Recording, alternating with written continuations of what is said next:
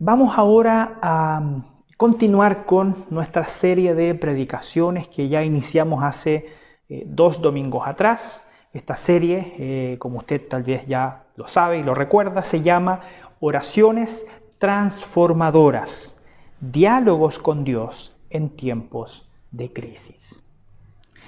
Y durante las 2 últimas semanas revisamos 2 muy interesantes diálogos que la Biblia nos revela, que alimentan nuestra manera y nuestra perspectiva acerca de la oración.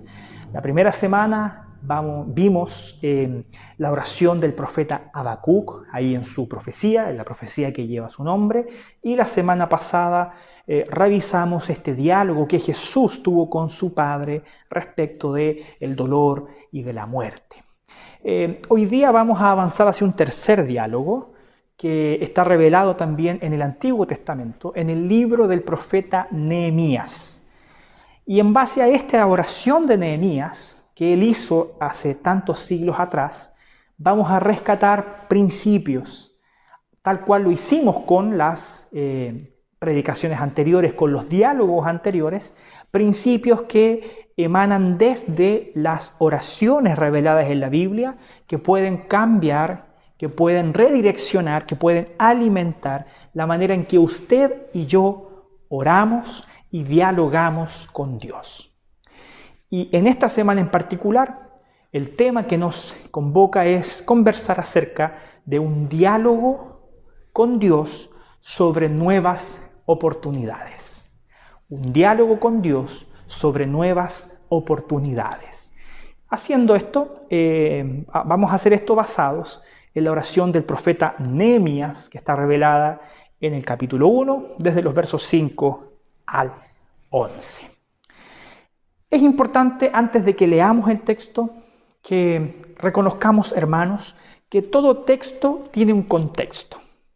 Toda oración en la Biblia tiene un contexto en el cual ella se produjo y que nos ayuda y arroja mucha luz acerca de cuál fue el propósito por el cual aquel personaje en la Biblia oró y dijo lo que dijo. Por eso es tan importante que nos tomemos un tiempo necesario para contextualizar los textos bíblicos, para entenderlos de mejor manera y poder ponerlos en perspectiva para descubrir la profundidad del mensaje que Dios tiene preparado para usted y por supuesto también para mí ya en esta mañana.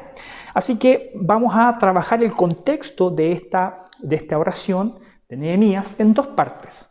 La primera parte va a ser el contexto más amplio, un contexto histórico que abarca más cantidad de años, y después vamos a enfocarnos en un contexto histórico más específico acerca de la realidad de Nehemías en aquel momento. Estos 2 contextos van a arrojar mucha luz acerca de lo que Nehemías pide y la manera en la que él ora en este texto que vamos a leer a continuación. Y como les dije, el primer contexto que tenemos que analizar y revisar es el contexto histórico más amplio. Y fíjense que esto ya lo hemos explicado veces anteriores, pero vamos a volver a hacer un repaso histórico muy breve. Hubo una época en que la nación de Israel, el pueblo de Dios, vivía unida. Ellos disfrutaban de una tierra que el Señor les había entregado por heredad, una tierra que gracias al gobierno del rey David había manifestado su máxima expresión geográfica y posteriormente con el reinado de su hijo Salomón había alcanzado gran fama, riqueza y estabilidad. No obstante eso, por causa de la desobediencia del pueblo, el Señor permitió que esta nación que estaba unida se fragmentara en 2. Y en el año 931 a.C. Existe una especie de guerra civil dentro de esta nación unificada, que era Israel, y ella se parte, se quiebra en 2. Por un lado surge la nación del norte, que se siguió llamándose Israel, y por otro lado surge la nación del sur, también llamada Judá. Y estas 2 naciones separadas y enemistadas siguieron adelante de manera independiente, pero con ciertas características en común. Y la principal característica de ambas naciones fue que ellos cayeron en rebeldía hacia Dios. Ambas naciones apartaron su corazón de aquel Señor que les había entregado la tierra por heredad. Siendo así, el Señor primero envía juicio sobre la nación de Israel, que era la nación que estaba en el norte. Y en el año 722 a.C., la nación asiria invade este reino del norte, destruyendo sus ciudades y causando grandes estragos, porque la nación asiria era conocida como una nación altamente perversa y que tenía una estrategia de invasión que finalmente hacía que las naciones diluyeran su identidad, porque mezclaba las razas, mezclaba los orígenes de las personas para crear una gran nación multicultural, haciendo perder a las naciones de origen su identidad. Es por eso que ya en el Nuevo Testamento, cuando los judíos se relacionan con los habitantes de esta región, conocidos también como los samaritanos, ellos no los reconocían propiamente tal como judíos, porque ellos habían mezclado su sangre, habían mezclado su descendencia con la de pueblos paganos. Eso explica por qué en el Nuevo Testamento los judíos tenían cierta animadversión hacia los samaritanos. El reino del sur, que es el reino de Judá, perduró por un tiempo más gracias a, como yo también se los dije hace un par de semanas atrás, a cierto rey que escuchó las advertencias de los profetas y trajo nuevamente la ley de Dios al corazón del pueblo, hizo grandes reformas espirituales y eso le valió poder preservar a la nación durante un tiempo más prolongado que el que Israel tuvo como nación independiente. No obstante ello, después de las reformas del rey Josías, en donde también se marcaba la profecía de Habacuc, que fue la que revisamos hace 2 domingos atrás, el Señor envía a la nación de Babilonia en el año 587 a.C. Babilonia, gobernada por el gran rey Nabucodonosor, invade en varias ocasiones Jerusalén, causando muchos estragos. En la última invasión, destruyendo el templo y los muros de la ciudad y llevándose consigo deportados a lo mejor, a los dignatarios, a los hombres ricos, a las personas, entre comillas, más importantes de la nación de Judá, llevándoselos deportados hacia Babilonia, al exilio. Y esto sucede por causa de la desobediencia de Judá, porque ellos habían caído, recuerde, en 3 principales pecados. Habían caído en idolatría, habían caído en indiferencia hacia los preceptos y mandamientos del Señor, y también ellos habían caído en injusticias sociales. Pero así, y esto lo vimos en la oración del profeta Habacuc, como el Señor disciplinó a Judá, también a través del profeta Habacuc, el Señor dijo que disciplinaría a la nación de Babilonia por causa de ser también una nación perversa. Y eso sucede poco tiempo después de que ellos conquistaron Judá. En el año 539 a.C., un nuevo imperio, un gran imperio que de hecho llegó a ser uno de los más grandes imperios de la antigüedad, el imperio persa, invade Babilonia, que estaban siendo dirigidos por el gran rey Ciro. Ciro toma posesión de la ciudad de Babilonia, casi sin resistencia, y la Biblia nos dice que Ciro tiene un sueño que apuntaba hacia la nación de Judá. En este sueño el Señor le dice que él como rey debía permitir que los judíos regresaran a su nación, que ellos fueran liberados.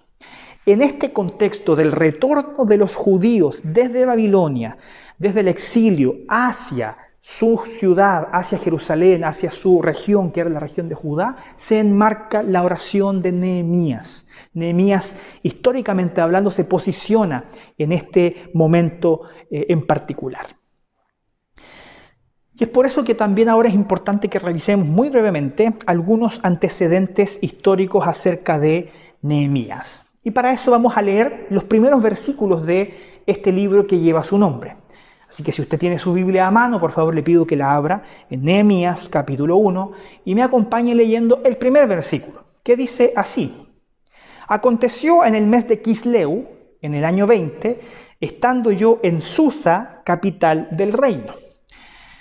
¿Por qué es importante señalar el mes en que esto estaba aconteciendo, porque el mes de Quisleu para nosotros comienza aproximadamente en la segunda quincena del mes de noviembre y comprende hasta la primera quincena del mes de diciembre. Es un mes, pero que está como entrecortado con respecto a nuestro calendario. Y esto sucede, dice el texto, en el año 20 del gobierno del rey Artajerjes, es decir, en el año 445 a.C., según los antecedentes históricos que nosotros manejamos. ¿Dónde estaba Nehemías? Nehemías estaba en Susa, que era la capital del reino, que era donde vivía el rey, que era el lugar donde se tomaban las decisiones que impactaban políticamente hablando, económicamente hablando, a todas las naciones que habían sido subyugadas por el imperio persa. Él estando ahí en Susa trabajando para el rey, sucede lo siguiente, versículo 2. Vino Hanani, uno de mis hermanos, con algunos varones de Judá, y les pregunté por los judíos que habían escapado, que habían quedado de la cautividad, y por Jerusalén. Es decir, Nehemías, estando en Susa, recibe la visita de uno de sus hermanos, Hanani, que vivía en Judá.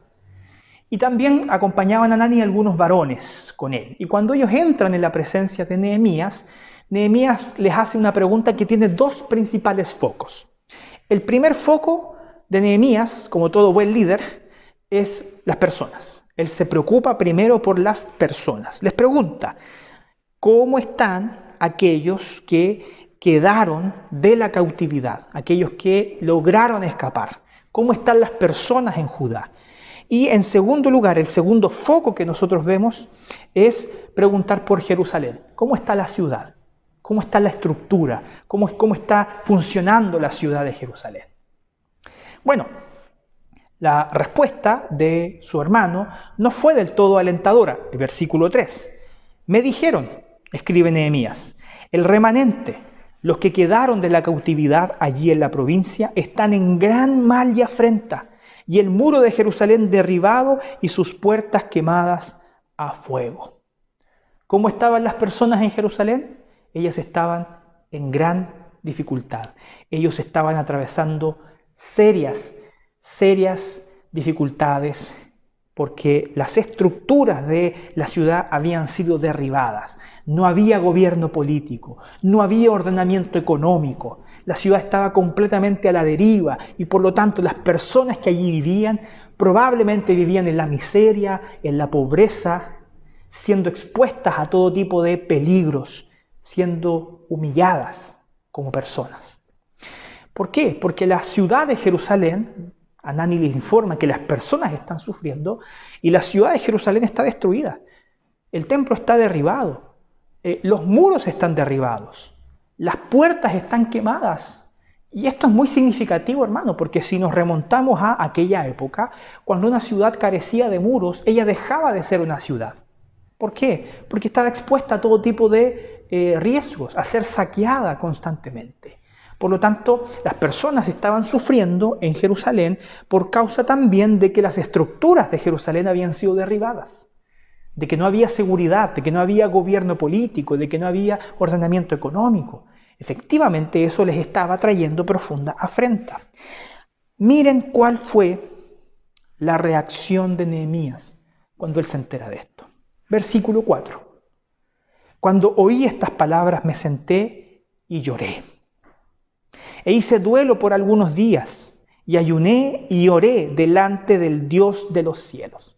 Nehemías se entera de lo que está pasando y él llora. Se lamenta por las personas y se lamenta por la ciudad de Jerusalén. Y dice que él hizo duelo por algunos días, ayunando y orando delante del Dios de los cielos. Esto es muy interesante, porque cuando el texto dice que él oró y ayunó haciendo duelo durante algunos días, ¿sabe cuánto tiempo duró ese ayuno y esa oración, ese duelo en el corazón de Nehemías? 4 meses. 4 meses. ¿Cómo sabemos esto? Nehemías 1:1 dice que él fue informado de la situación de los judíos y de Jerusalén en el mes de Quisleu, segunda quincena de noviembre, primera quincena de diciembre. Y posteriormente en el capítulo 2, versículo 1, Nehemías entra en la presencia del rey para pedir ayuda y de esa forma poder auxiliar a sus hermanos que estaban en Judá. ¿Cuándo Nehemías hizo eso? Según ese versículo, él lo hizo en el mes de Nisán, que para nosotros vendría a ser aquel periodo que comprende entre la segunda quincena de marzo y la primera quincena de abril. ¿Cuánto tiempo estuvo orando Nehemías por lo que estaba sucediendo en Judá? 4 meses. ¿Cuánto tiempo él estuvo ayunando, orando intensamente delante del Señor para interceder por sus hermanos en Judá antes de entrar en la presencia del rey y poder pedirle ayuda al rey? 4 meses. 4 meses. Nehemías se dedicó a orar en la dirección de estas palabras que vamos a leer a continuación. Miren lo que dice la oración del profeta Nehemías desde el versículo 5 hasta el versículo 11. Y dije: te ruego, oh Jehová, Dios de los cielos, fuerte, grande y temible, que guarda el pacto y la misericordia a los que le aman y guardan sus mandamientos. Esté ahora atento tu oído y abierto tus ojos para oír la oración de tu siervo, que hago ahora delante de ti día y noche por los hijos de Israel, tus siervos. Y confieso los pecados de los hijos de Israel que hemos cometido contra ti. Sí, yo y la casa de mi padre hemos pecado. En extremo nos hemos corrompido contra ti y no hemos guardado los mandamientos, estatutos y preceptos que diste a Moisés tu siervo. Acuérdate ahora de la palabra que diste a Moisés tu siervo, diciendo: si vosotros pecareis, yo os dispersaré por los pueblos. Pero si os volviereis a mí y guardareis mis mandamientos y los pusiereis por obra, aunque vuestra dispersión fuere hasta el extremo de los cielos, de allí os recogeré y os traeré al lugar que escogí para hacer habitar allí mi nombre. Ellos, pues, son tus siervos y tu pueblo, los cuales redimiste con tu gran poder y con tu mano poderosa. Te ruego, oh Jehová, esté ahora atento tu oído a la oración de tu siervo y a la oración de tus siervos, quienes desean reverenciar tu nombre. Concede ahora buen éxito a tu siervo y dele gracia delante de aquel varón, porque yo servía de copero al rey. Nehemías era el copero del rey. Y ser copero del rey en aquella época era una función de alta confianza. Es decir, Nehemías había llegado a tener una relación de mucha confianza con el rey del imperio persa. ¿Por qué? Porque Nehemías era aquel encargado de probar cada gota de vino o cada bocado de alimento que el rey se servía para poder comprobar de que efectivamente no estuviera envenenado. Por lo tanto, el rey depositaba toda su confianza, depositaba su vida en las manos de Nehemías, que le servía como copero. Por lo tanto, siendo él muy cercano al rey, él ejercía cierta influencia también. Nehemías contaba con cierta influencia política. Y Nehemías pudo haber ocupado esta influencia para alimentar su bienestar, para vivir bien, para resolver su situación y tal vez la de su familia durante muchos años. Pero en vez de eso, lo que nosotros vemos en el texto es que Nehemías quiso hacer la diferencia en la historia de su pueblo, ocupando la influencia, no para beneficio propio, sino para bendecir a los otros. Y esto hace toda la diferencia, porque Nehemías podría haber seguido esa vida de comodidades que él tenía. Podría haber seguido viviendo esa vida. Pero en vez de eso, él quiere construir algo que pueda traer bendición, no solamente para sus hermanos en Judá, sino que para las generaciones futuras. Y es por eso que esta oración se trata de nuevas oportunidades. Dios nos da nuevas oportunidades. Dios te da nuevas oportunidades. No importa si los muros de tu ciudad están derribados, y tal vez están derribados con justa razón. Si tal vez hay cosas en tu vida que tú sientes que están en el suelo y tal vez con justa razón porque tomaste malas decisiones, porque te alejaste del Señor. Hoy día, mediante la oración de Nehemías, el Señor nos permite tener una nueva oportunidad. Y para hablar de nuevas oportunidades, hermanos, tenemos que identificar algunos principios de este texto. En este texto hay 5 principios. Los vamos a revisar rápidamente. Y el primero de ellos es que las nuevas oportunidades demandan que nosotros conozcamos a Dios. Las nuevas oportunidades demandan que conozcamos a Dios. Miren lo que dice el texto, quiero volver a repetirlo. Versículo 5. Y dije, te ruego, oh Jehová, Dios de los cielos, fuerte, grande y temible, que guarda el pacto y la misericordia a los que le aman y guardan sus mandamientos. 3 atributos, 3 características nosotros vemos que Nehemías destaca, resalta en este versículo. El primero de ellos es la grandeza de Dios. El primer atributo que Nehemías destaca es la grandeza de Dios. ¿Por qué? Nehemías ve a su alrededor y efectivamente descubre que no hay muchos elementos que le permitan sentir esperanza o tener muchas expectativas respecto a lo que iba a venir más adelante. Por el contrario, la situación parece ser más bien crítica, la situación parece estar muy, muy difícil, muy oscura. No obstante eso, Nehemías reconoce este atributo de Dios. Dios es más grande. Dios es más grande que cualquier circunstancia. Y tal vez parece esta frase cliché, esta frase que se pone en los llaveros, ¿cierto? Dios es más grande que tu problema.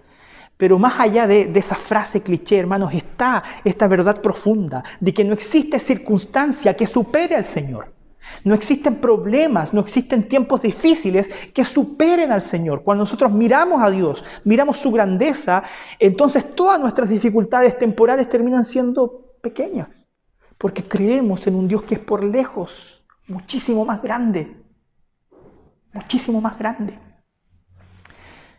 Hay una frase de un autor que se llama Luis Giglio, que recita así, va a aparecer ahora en su pantalla. Él escribió, la vida es corta, Dios es grande, tome su chance. La vida es corta, Dios es grande, tome su chance. Nuestro problema, hermanos, es que a veces gastamos demasiado tiempo haciéndonos cargo de cuestiones del pasado, haciéndonos cargo de cosas que nos dañaron y que tal vez trajeron implicaciones emocionales profundas para nosotros hoy día. Pero gastamos demasiado tiempo en atender esas cuestiones emocionales que podríamos calificar tal vez como de poca importancia. Yo quiero invitarte hoy día a que mires al Señor y mires su grandeza. Dios es más grande que cualquier circunstancia difícil y dolorosa que tú hayas tenido que atravesar. Y mi invitación hoy día es a que tú tengas esta actitud de Nehemías. No nos lamentemos, no ocupemos tanto tiempo en lamentarnos por nuestros daños emocionales del pasado. Tenemos la linda oportunidad de mirar el futuro y tomar las chances que el Señor nos da para cambiar nuestra historia. Deja de lamentarte por lo que ya pasó. Tal vez es bueno a veces volver, recordar y sanar esas cosas. Pero hay que mirar hacia adelante y tomar las chances que el Señor está poniendo delante de ti. La vida es corta, la vida es demasiado corta para quedarse lamentando en un evento de tu vida. La vida es demasiado corta para que podamos quedarnos solamente mirando hacia el pasado y lamentando por las cosas que ya hemos vivido.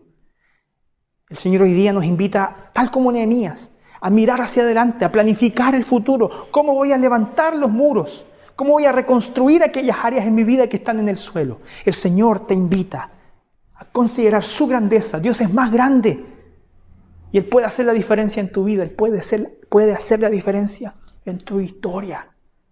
La vida es corta. Dios es grande. Toma tu chance. Sigue adelante. No nos quedemos pegados. En segundo lugar, vemos que Nehemías destaca la fidelidad de Dios. Primero su grandeza y también su fidelidad.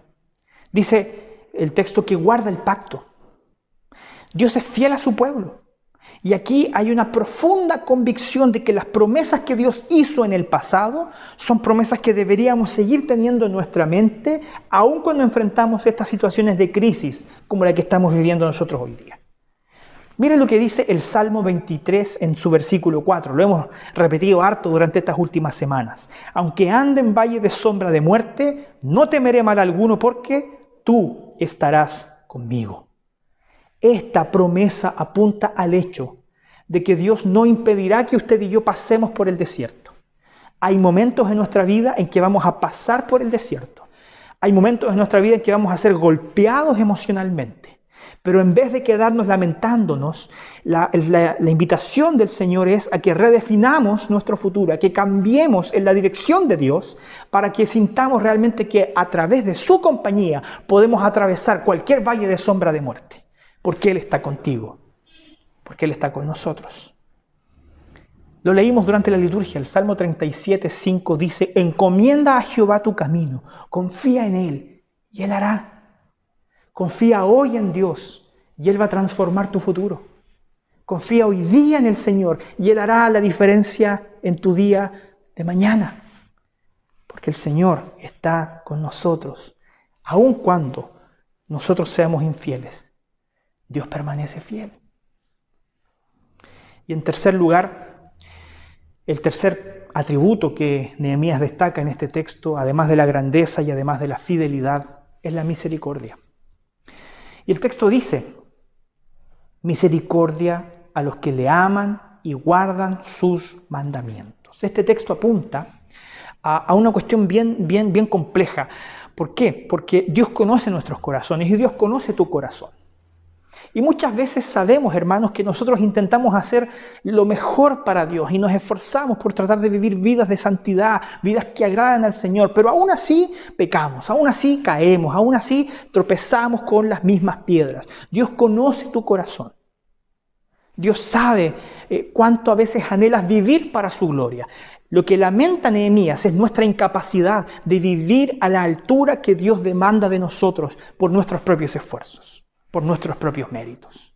Porque no podemos llenar la medida de Dios. Es por eso que debemos recordar la misericordia de Dios. Hermano, Dios es misericordioso. Él conoce tu corazón. Sabe que te esfuerzas, que a veces quieres hacer lo mejor. Pero como dice el apóstol Pablo, el mal que no quiero, eso hago. Y aun cuando hacemos ese mal, aun cuando le somos infieles al Señor, por mucho que queramos amarle, el Señor te dice: yo soy misericordioso. Yo estoy dispuesto a perdonarte. Yo estoy dispuesto a restaurar las cosas en tu vida. Nuevas oportunidades, hermanos, demandan que conozcamos a Dios. Que conozcamos que Él es grande, más grande que nuestro problema. Que Él es fiel, que estará con nosotros cada día de nuestra vida.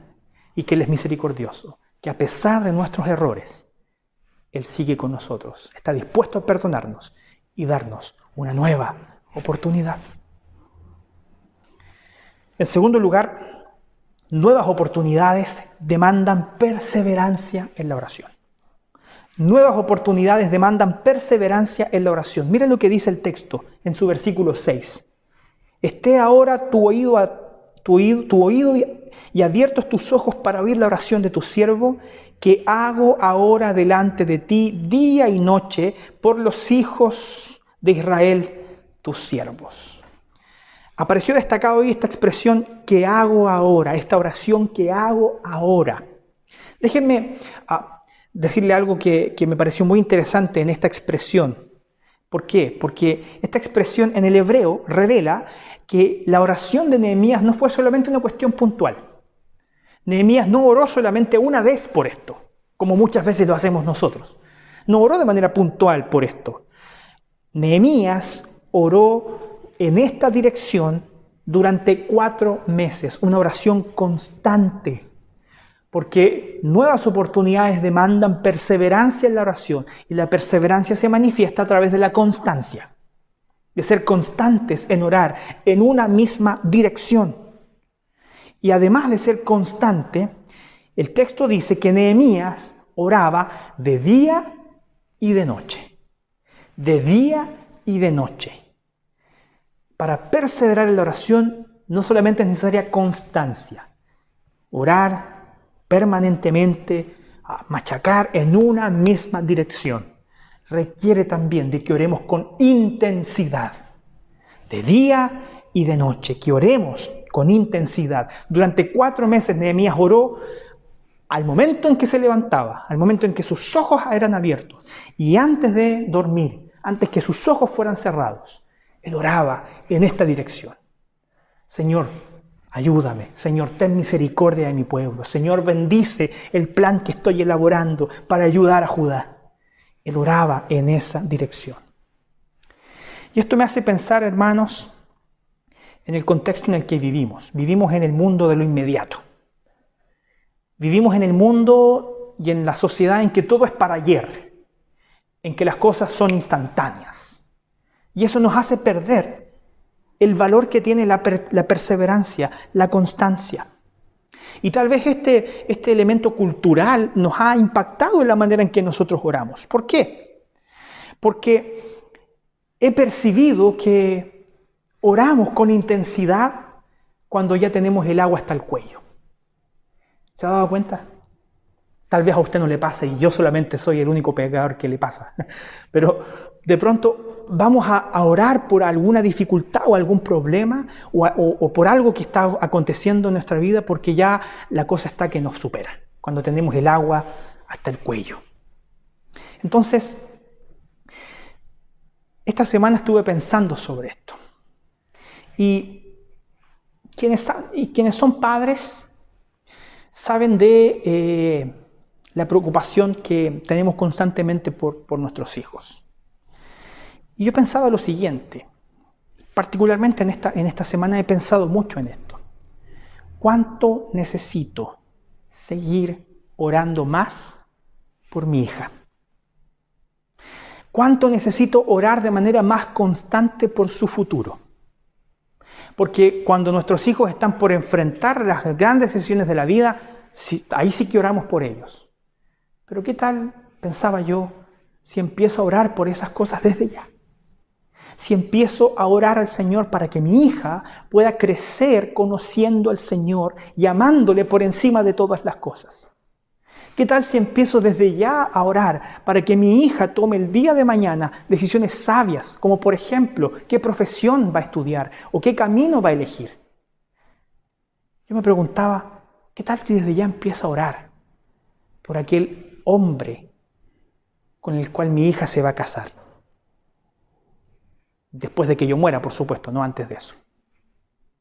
Pero yo pensaba, ¿por qué no empiezo desde ya a orar para que el Señor prepare a ese hombre, para que sea un hombre de Dios, que cuide a mi hija? Porque cuando ya se acerca la hora, tal vez perdimos mucho tiempo. Y esto lo pienso en la dirección de que tal vez nos falta más constancia y machacar y orar en una dirección para que el Señor nos bendiga, para que el Señor prepare nuestro corazón, para que el Señor también se haga cargo de aquellas angustias que tal vez hoy día no son angustias, pero que sí lo van a hacer el día de mañana. ¿Qué hay en su vida, hermano, tal vez por lo cual usted necesita ahora, hoy día, empezar a orar de manera constante, de día y de noche? Tal vez son sus hijos. O tal vez es su trabajo, o tal vez es otro problema que tal vez puede usted experimentar o vivir más adelante. ¿Sabe qué? Yo sé que nos siguen y nos ven muchos jóvenes. Yo quiero preguntarle a mis queridos llamados jóvenes, ¿cuántos de ustedes han estado orando constantemente para que el Señor les abra puertas laborales? ¿Cuántos de ustedes han estado orando constantemente y con perseverancia, con intensidad, por aquella pareja, hombre o mujer, que el Señor tiene preparado para ustedes? Pero yo me refiero a no orar para que eso pase ayer. Señor, necesito ahora la oportunidad laboral, necesito ahora que tú manifiestes a ese hombre, a esa mujer de Dios que esté conmigo. ¿Cuántos de ustedes han orado con intensidad y constancia, pidiendo que el Señor manifieste su voluntad a su debido tiempo en tu vida? también le hablo a los padres. ¿Cuántos de ustedes, queridos papás, han orado por sus hijos con intensidad y constancia para que ellos caminen en el Señor? Porque lamentablemente sí, muchos de nuestros hijos tal vez no caminan tan cerca del Señor como nosotros quisiéramos que caminaran. Y desde ahora debemos orar por ellos, para que el Señor tenga misericordia y les permita volver a conocerle como un Dios cercano y haga la vida y haga la diferencia en la vida de ellos. Desde ahora, con constancia, con intensidad, con perseverancia. Nuevas oportunidades en la vida se abren mediante la perseverancia en la oración, con constancia y con intensidad. Nuevas oportunidades, en tercer lugar, demandan también que reconozcamos nuestros errores. Las nuevas oportunidades se abren cuando conocemos quién Dios es, cuando oramos con perseverancia, pero también cuando reconocemos nuestros errores. Mire lo que dice Nehemías en la segunda parte del versículo 6. Confieso los pecados de los hijos de Israel que hemos cometido contra ti. Sí, yo y la casa de mi padre hemos pecado. Las nuevas oportunidades se aprovechan solamente cuando pasan dos cosas. Primero, cuando dejamos de echarle la culpa a otros por los errores que son nuestros. Ahí es cuando se nos abre la oportunidad de ver realmente nuevos horizontes. Cuando dejo de echarle la culpa a otros de lo que ha sido responsabilidad mía, de reconocer que yo también soy parte del problema. Nehemías está confesando los pecados de una generación anterior. Nehemías ni siquiera formó parte de la generación a la cual Dios disciplinó por causa de su idolatría, de su insensibilidad y de las injusticias sociales que ellos tenían en Judá. Él ni formó parte de esa generación, pero estaba pidiendo perdón por ellos. Fíjese, verso 7, en extremo nos hemos corrompido contra ti y no hemos guardado los mandamientos, estatutos y preceptos que le diste a Moisés, tu siervo. Nehemías no está tercerizando las responsabilidades. Nehemías no está diciendo, sí, mira, las personas de aquella época se equivocaron, pero nosotros ahora queremos que tú actúes de manera diferente con nosotros. No, Nehemías reconoce también que es parte del problema. Nosotros, dice, nos hemos corrompido. Nosotros hemos pecado. Entonces, hermanos, no importa en qué área de tu vida sea, si el Señor te da nuevas oportunidades, la manera correcta de aprovecharlas es que te detengas y pienses bien en las cosas que no hiciste bien en el pasado, para que así seas librado de cometer los mismos errores. Si tú vives tu vida pensando que todo lo que pasa es culpa de otros, entonces vas a tener muy pocas oportunidades para mejorar, para crecer como persona, para crecer como hijo de Dios y para aprovechar las nuevas oportunidades que Dios quiera otorgarte. Entonces, primero, las nuevas oportunidades se manifiestan cuando reconocemos nuestros errores. Y para eso debemos dejar de echarle la culpa a otros. Lo segundo es que yo asuma mis errores, que yo confiese mis pecados. Debemos orar por nuestros pecados. Debemos reconocer nuestros errores. Fíjese que Nehemías no dijo, nuestros líderes son corruptos, las otras personas son malvadas. No, Nehemías dice, nosotros somos corruptos, nosotros hemos pecado. Nehemías no esconde lo que hay en su corazón. Sabe que también es parte del problema y está dispuesto a lidiar con Dios sobre sus errores. Está dispuesto a lidiar con Dios sobre sus falencias, sobre sus pecados. ¿Para qué? Para cambiar. ¿Para qué? Para no cometer los mismos errores. ¿Para qué? Para que el Señor construya estas nuevas oportunidades en base a una nueva visión de la historia.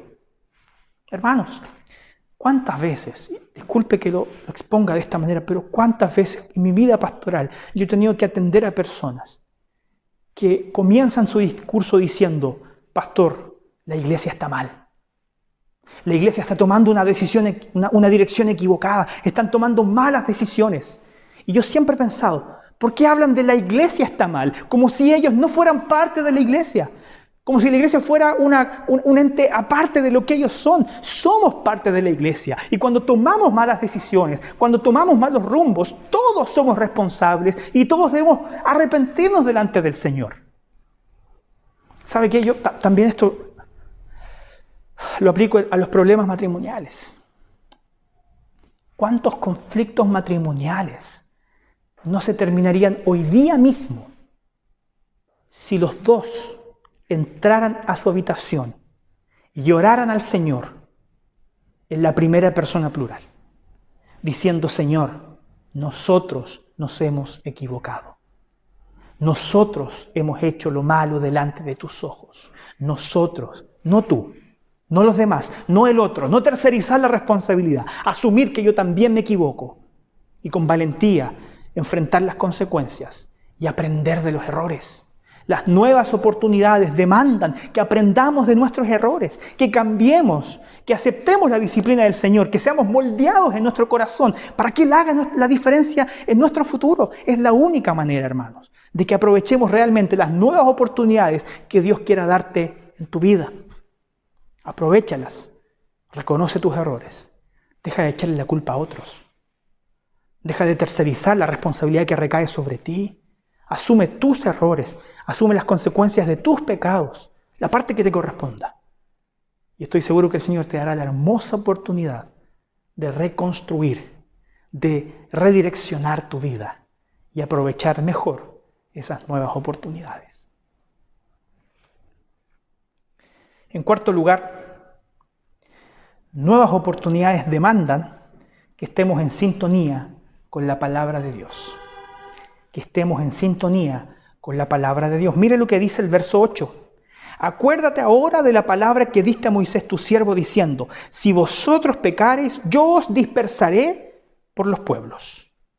Nehemías está reconociendo la disciplina de Dios. Nosotros fuimos deportados porque hicimos lo malo delante de tus ojos. Yo no estoy poniendo en discusión eso, Señor. ¿Sí? El pueblo fue infiel, el pueblo fue idólatra, caímos en injusticias, caímos en insensibilidades. Por lo tanto, que tú nos hayas traído al exilio, estuvo bien, estás en lo correcto. Yo no estoy en contra de eso, según lo que nosotros vemos acá en el texto. ¿Por qué? Porque el Señor le había dicho a Moisés: si vosotros pecareis, yo os dispersaré por los pueblos. Pero miren lo que dice Nehemías a continuación, verso 9. Pero si os volviereis a mí y guardareis mis mandamientos y los pusiereis por obra, aunque vuestra dispersión fuere hasta el extremo de los cielos, de allí os recogeré y os traeré al lugar que escogí para hacer habitar allí mi nombre. ¿Qué es lo que Nehemías está haciendo aquí? Él ora. Él ora haciendo uso de las palabras de Dios. Y él dice: Señor, tú le dijiste a Moisés que si pecábamos, íbamos a ser dispersados. Eso sucedió. Yo no estoy alegando en contra de eso. Estuvo bien que nos pasara lo que nos pasó. Pero también tú dices en tu palabra que si nos volvemos a ti, por grande que sea nuestra dispersión, tú nos traerás de vuelta. Tú nos restaurarás. El Señor dijo que si el pueblo se apartaba, vendría disciplina. Perfecto, Señor. No estamos discutiendo eso.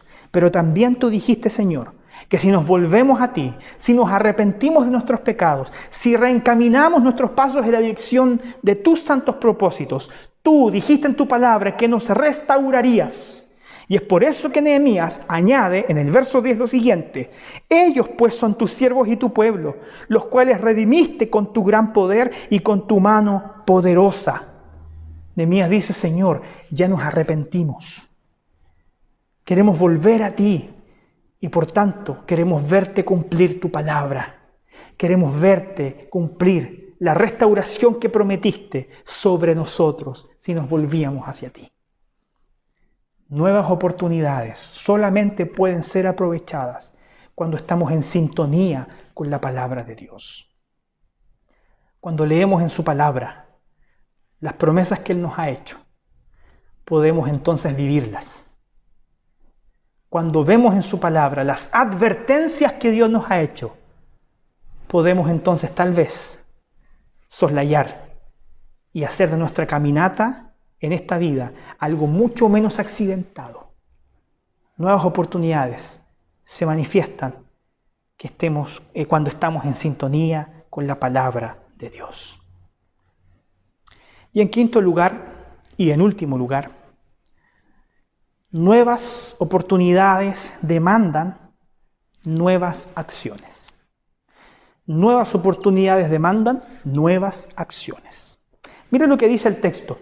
Te ruego, oh Jehová, esté ahora atento tu oído a la oración de tu siervo y a la oración de tus siervos, quienes desean reverenciar tu nombre.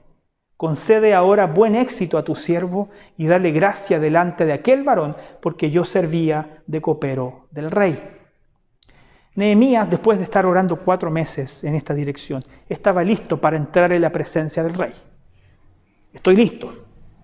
Pero Nehemías no solamente estuvo orando, ojo con esto. Nehemías no solamente estuvo orando, junto con estar orando, él estuvo planificando, él estuvo ideando cómo ayudar a Judá y qué pedirle al rey para que esta ayuda pudiera ser efectiva a quienes vivían en Jerusalén. Y fíjense en esto, Nehemías entra a la presencia del rey a pedirle algo muy sencillo. No lo vamos a leer, pero esto está en el capítulo 2. Nehemías entra donde el rey y le dice, Señor, con su permiso yo tengo algo que decirle, porque el rey nota que Nehemías no estaba muy bien.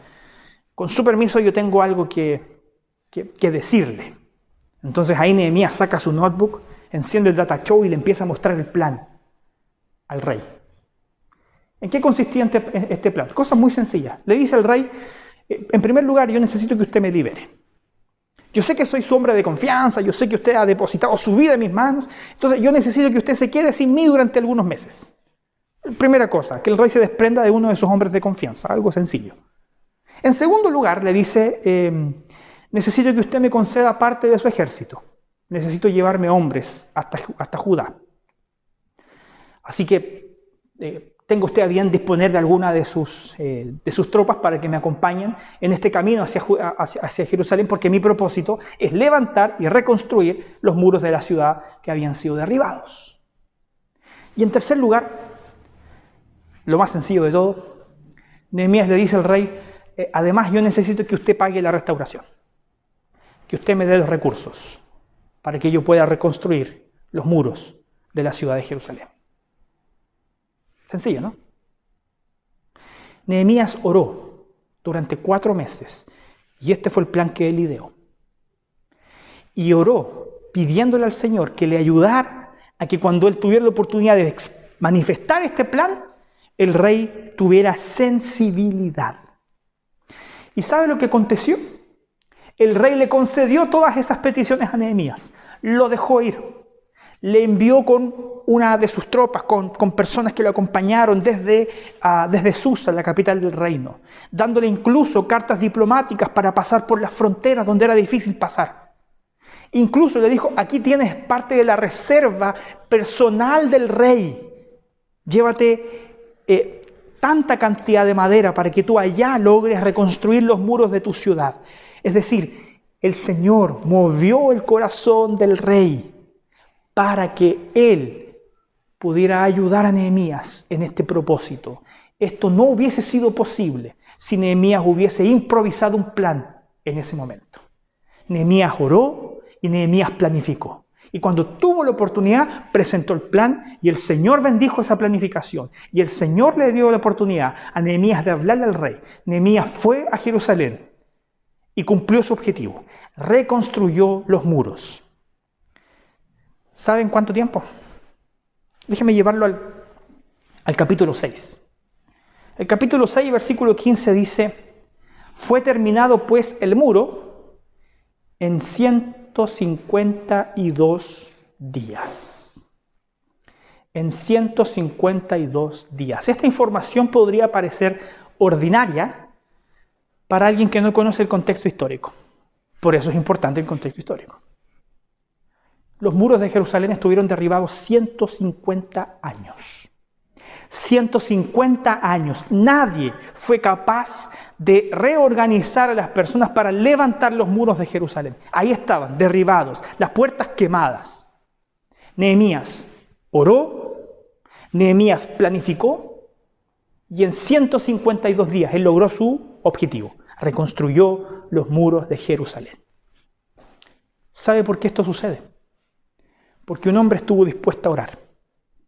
Un hombre estuvo dispuesto a disponerse a escuchar la voz de Dios. Y en segundo lugar, un hombre que estuvo dispuesto a actuar. Martín Lutero es famoso por una frase muy conocida de él, ¿cierto? Junto con otras muchas cosas que él hizo y dijo.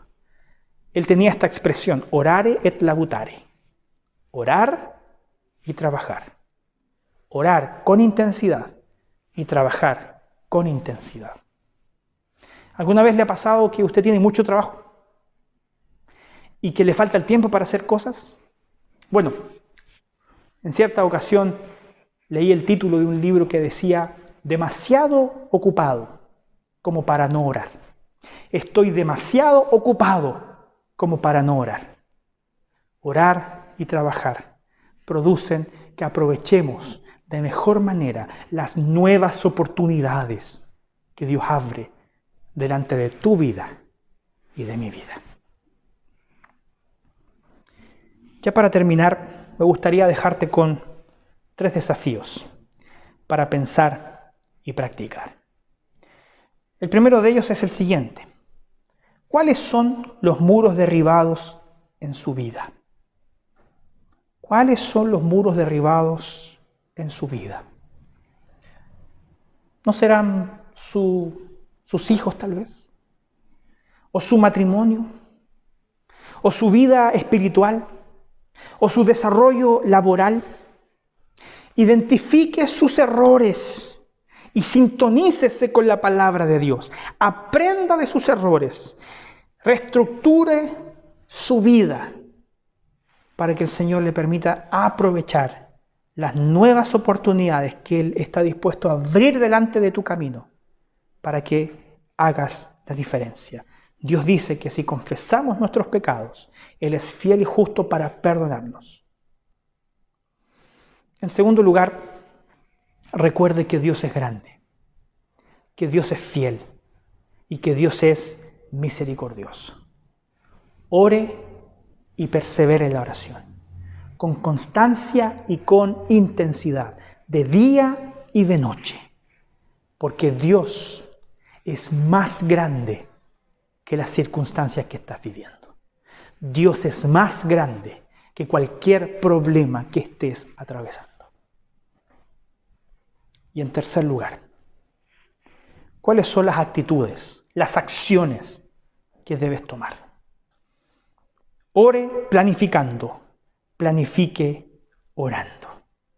Hay acciones, hermano, que usted y yo debemos tomar respecto a las cosas que le estamos pidiendo a Dios. Hay acciones que yo puedo tomar respecto de las cosas que yo le estoy pidiendo a Dios que haga en mi vida. Las cosas no cambian, escúcheme bien, las cosas no cambian con buenas intenciones. Las cosas cambian mediante acciones.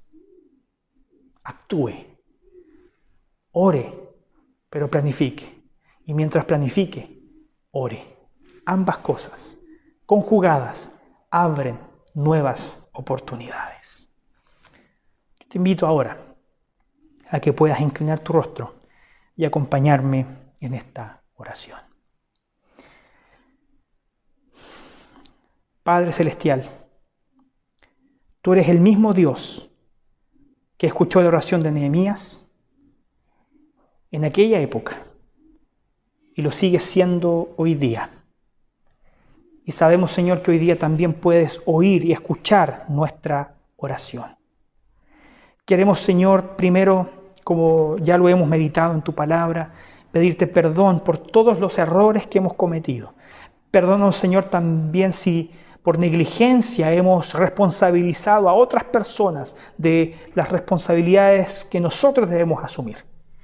Perdónanos, Señor, y ayúdanos a reconocer nuestros errores y hacer las cosas de manera distinta. Hacer las cosas, Señor, en la dirección de tus planes y tus propósitos. Padre Celestial, sintonízanos con tu palabra.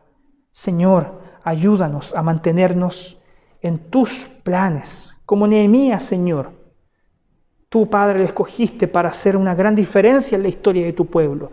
Padre Celestial, hoy día tú sigues teniendo esa sensibilidad hacia nosotros y quieres marcar la diferencia en nuestra vida. Danos la oportunidad, Señor, de rendirnos delante de ti mediante la oración para aprovechar las nuevas oportunidades de reconstruir las cosas que tal vez hoy día en nuestra vida están derribadas. Señor, si entre aquellos que están siguiendo esta transmisión hay personas que tienen su matrimonio derribado, ayúdalos, Señor, a esas personas a reconstruirlo, a aprovechar las nuevas oportunidades que tú les quieras dar. Si tal vez, Señor, lo que está derribado en la vida de mis hermanos son su relación con sus hijos, Señor, abre nuevas oportunidades para ellos. Señor, si lo que está derribado son las oportunidades laborales, Padre, pon en nuestros corazones el deseo ferviente de actuar en la dirección de esperar lo que tú quieras. Padre Celestial, si lo que está derribado en nuestra vida es nuestra espiritualidad, oh Señor, ten misericordia y danos la nueva oportunidad de poder reconstruir, de reconciliar nuestra relación contigo a través de Jesucristo. Ten misericordia, Señor. Te lo pido en el nombre de Jesús, que es nuestro Señor y Salvador. Amén. Amén. Querido hermano, qué alegría, qué bendición ha podido ser este tiempo que hemos compartido juntos, de verdad. Yo ya se los dije al principio, los echo de menos. Este lugar sigue estando vacío. Ya esperamos que las cosas empiecen a mejorar. Esa es nuestra esperanza, esa es nuestra expectativa. Mientras tanto, tenemos que seguir siendo muy cuidadosos con las medidas de cuidado, de control que ha decretado la autoridad sanitaria para que podamos también todos juntos colaborar a superar esta pandemia. Bien, yo les mando un abrazo, un saludo a todos ustedes. Yo sé que no podemos hacerlo, pero usualmente nosotros nos tomamos una tacita de café después del culto. Yo me voy a tomar la mía, tal vez usted en su casa también. No nos cabe duda alguna que cuando nos volvamos a juntar vamos a poder disfrutar de estas tazas de café acompañados de esas ricas galletas de chocolate que los diáconos siempre disponen para nosotros. Nos anima esa esperanza también de volver a encontrarnos. Bien, que tenga una linda semana. Vamos a orar, vamos a pedir la bendición del Señor. Y antes de que finalice la transmisión, yo le invito a que pueda disfrutar de algunos saludos que algunos hermanos han preparado para nosotros y que también se quede en la transmisión porque hay algunas noticias que queremos pasarles a través de unos afiches que hemos preparado para que usted esté al tanto de todas las actividades que están sucediendo en nuestra iglesia a pesar de no poder reunirnos físicamente. ¿Bien? Vamos a orar. Incline su rostro para recibir la bendición del Señor. Que el Señor te bendiga y te guarde. Que el Señor alce sobre ti su rostro, que el Señor ponga en ti su paz. Y que la gracia de nuestro Señor y Salvador Jesús, el amor de Dios, nuestro buen Padre que habita en el cielo, y la comunión del Santo Espíritu sea con cada uno de ustedes, con sus familias y con todo el pueblo de Dios, desde ahora y para siempre. Amén.